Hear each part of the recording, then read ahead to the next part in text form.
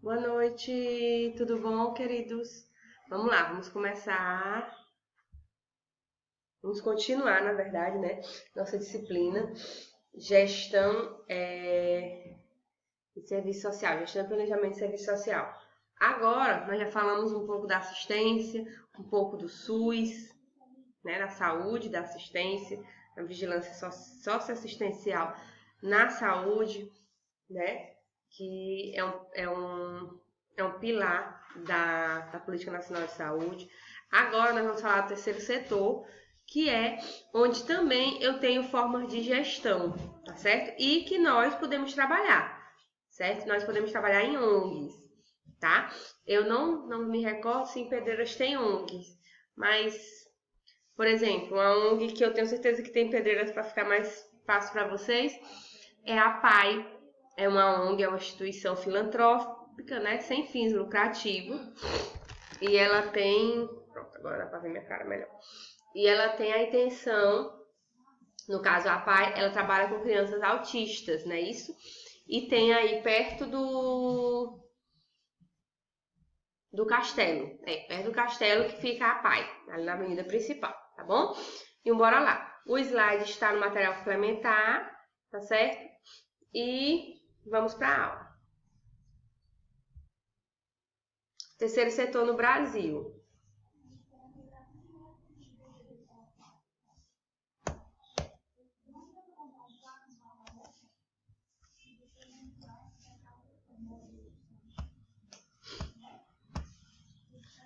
Vamos lá, vamos definir o que é terceiro setor. O terceiro setor é constituído por organizações criadas por iniciativas privadas que geram bens e serviços de caráter público. Essa característica marcante do terceiro setor é o que distingue dos outros dois setores tradicionais, o Estado e o mercado. Então, eu tenho o Estado, o mercado e o terceiro setor, que são as ONGs, que elas são entidades privadas com finalidades públicas, mas elas não têm fins lucrativos, tá? Elas não geram lucro, elas não têm essa perspectiva de gerar lucro, tá? Essa distinção se baseia em uma visão conceitual da sociedade, em que se dá relevância às possíveis formas de se constituir organizações. Assim, o terceiro setor é constituído a partir de uma iniciativa privada, isto é, qualquer pessoa pode criar uma ONG. Então, vocês, a gente pode criar uma ONG, né? Mas com a finalidade dessa organização, em última instância, é um atendimento à população, tal qual o Estado. O terceiro setor tem uma finalidade pública. Até aqui tudo bem? Definição do terceiro setor. Tem gerado muitas controvérsias dentro e fora do mundo acadêmico, por questões práticas. O que significa ter em vista as dimensões econômicas do setor? As definições têm hoje duas correntes predominantes que procuram estabelecer as fronteiras entre o terceiro setor privado e o Estado.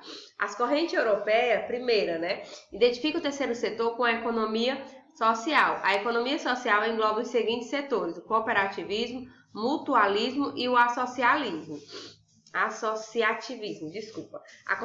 O cooperativismo, onde se identifica a figura do trabalhador como empresário, né? Eu tenho uma cooperativa de quebradores de coco, cooperativa de lixão, né? São várias pessoas que trabalham, que se transformam em empresários nessa cooperativa. Mutualismo, onde se identifica o uso do serviço com adesão à organização, né? Quando, por exemplo, uma ONG de uma instituição que trabalha com laranja, todo mundo vai recolher essa laranja, mas a gente vai vender e todo o lucro nós vamos dividir. Isso é mutualismo. O associativismo, onde predomina de forma livre a associação do cidadão. Então, cada um produz, mas cada um vende. Eu não junto para vender todo mundo junto. Entenderam a diferença? Bora para frente. Segundo Jacques Defoe, a economia social compreende todas as organizações que, por questões éticas, seguem os seguintes princípios: de colocar a prestação de serviço aos seus membros ou à comunidade acima da simples procura de lucro, de autonomia administrativa, de um processo democrático na tomada da decisão, da primazia das pessoas do trabalho sobre o capital e na distribuição dos resultados de atividade. Então, volto a dizer, a ONG ela é totalmente à parte do Estado e do mercado.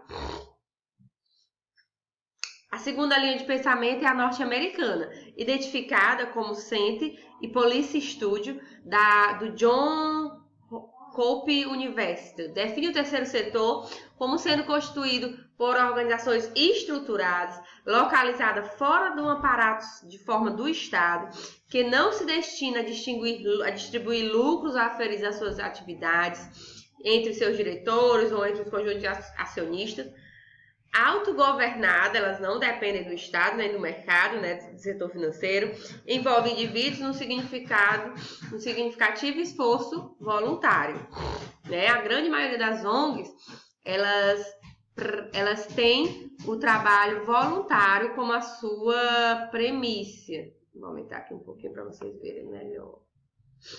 Os principais personagens do terceiro setor são os fundadores. Normalmente são pessoas que estão aliadas à causa. Tipo, só existe a paz, gente, porque uma médica teve seu filho autista. E aí ela criou a instituição, tá? Então, a grande maioria das ONGs existe um vínculo pessoal, tá? E depois se cria um vínculo maior. Eu tenho uma associação contra a violência. Normalmente o filho foi morto por bala perdida, tá? E assim sucessivamente, conforme cada entidade. Aqui perto, aqui em Peritoró, eu tenho uma ONG que faz trabalhos, que é a Plan International, que eu creio que já até falei com vocês, que é uma ONG internacional que trabalha com crianças e adolescentes. Ela está localizada, a sede física, em Codó, e ela faz atividade de Codó, Peritoró e Timbiras, tá? E ela trabalha tudo relacionado à política de criança e adolescente. Então, quais são os três personagens do terceiro setor? O fundador, a entidade beneficente, eu vou beneficiar, no caso a Plan. Eu vou usar a Plan como exemplo para ficar mais fácil, tá? Mas isso serve para todas e qualquer entidade que vocês imaginarem. Entidade beneficente, que seria as crianças, lá trabalha com a política de criança, e o fundo comunitário, de onde vem o recurso, porque não adianta eu querer fazer uma ONG se eu não tiver recurso.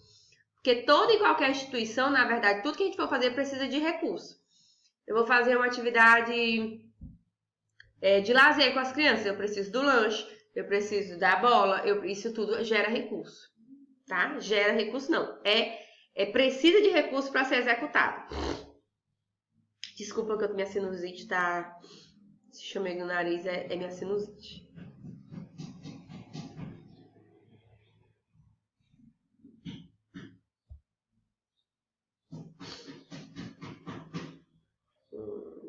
Voltei demais.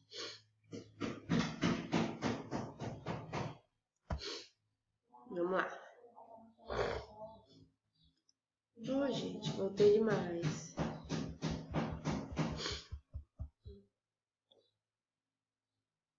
Pronto. 3. Próximo. Existe duas entidades, as sem fins lucrativos e as ONGs, organizações não governamentais. Entidades sem fins lucrativos. Infelizmente, muitas entidades sem fins lucrativos são, na realidade, lucrativas ou atendem os interesses do próprio usuário. Um clube esportivo, por exemplo, é sem fins lucrativos, mas beneficia somente os respectivos sócios. Muitas escolas, universidades, hospitais eram no passado sem fins lucrativos, somente no nome. O importante é diferenciar uma associação de bairro ou de clube que ajuda os próprios associados e uma entidade beneficente que ajuda os carentes do bairro. Então pode existir uma associação no seu bairro, mas ela ajuda só a população do seu bairro, então ela é uma entidade sem fins lucrativos. A ONG não. Nem toda entidade beneficente ajuda e presta serviço às pessoas diretamente.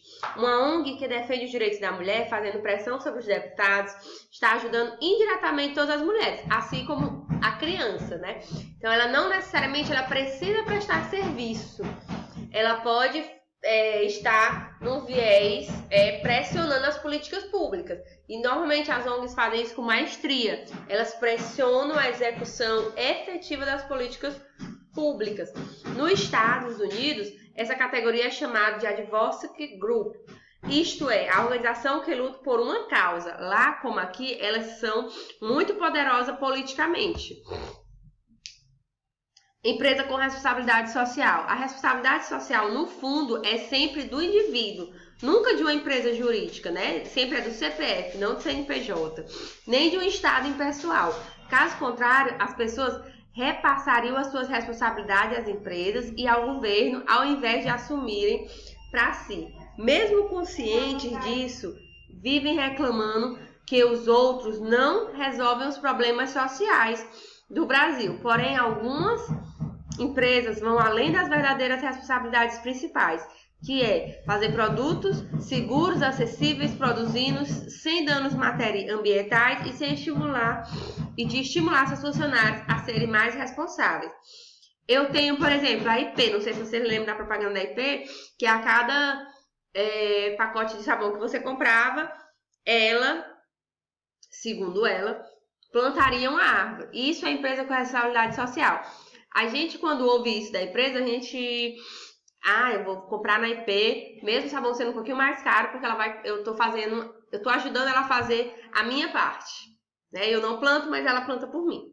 Isso no nosso subconsciente. Então, a gente acaba achando legal as empresas que têm responsabilidade social. E a gente consegue observar que essas empresas que têm responsabilidade social, elas têm uma adesão maior do público, por mais que seu produto seja um pouco mais caro.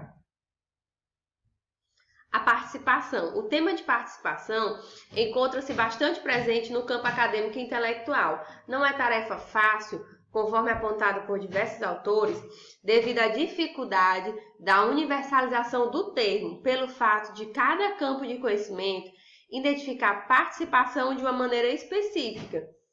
Entretanto, aspecto interdisciplinar e as dimensões empíricas e ideológicas serão preponderantemente nessa tentativa. Fenômeno antigo desde as cidades e estados gregas e recentemente com o aparecimento das formas modernas de Estado do mundo ocidental. A gente se sente participante e as ONGs, elas, por excelência, se eu participo de uma ONG, ela vai ouvir a minha voz. Não só a minha, mas de quem a gente trabalhar. Por exemplo, eu trabalho na Plan e lá é com criança e adolescente. A gente também vai ouvir, a gente também quer ouvir as crianças que a gente atende, entende? Além dos funcionários, também ouvir das pessoas que se beneficiam da entidade. Próximo. A participação talvez seja um tema mais debatido na história da reflexão política. A participação é igual democracia, né? A gente nós nos sentimos participantes do momento eleitoral no dia 15 de novembro, não foi ano passado? Que a gente votou, a gente se sentiu participante desse movimento político. Mas a gente não é só participante naquele período. A gente pode sim pressionar os deputados, a gente pode sim pressionar nossos vereadores, nossos prefeitos, para que eles sigam a nossa linha de pensamento, tá? Como muito bem destacada Della Porta, a etimologia do conceito de política remete à participação. Bora ver? Participar significa fazer parte, tomar parte, ser parte de um determinado todo. Mais especificadamente, poderíamos dizer que participar pressupõe a existência de um sujeito politicamente capaz de influenciar e intervir em processos de construção e afirmação pública e coletiva de direitos, identidades e práticas de emancipação social. De forma mais simples, quando falamos em direito, a participação mencionado, o direito é a ter direitos, né? Então, a participação é a gente ter direito, é o direito da gente ter direito. Aí, no próximo vídeo a gente termina.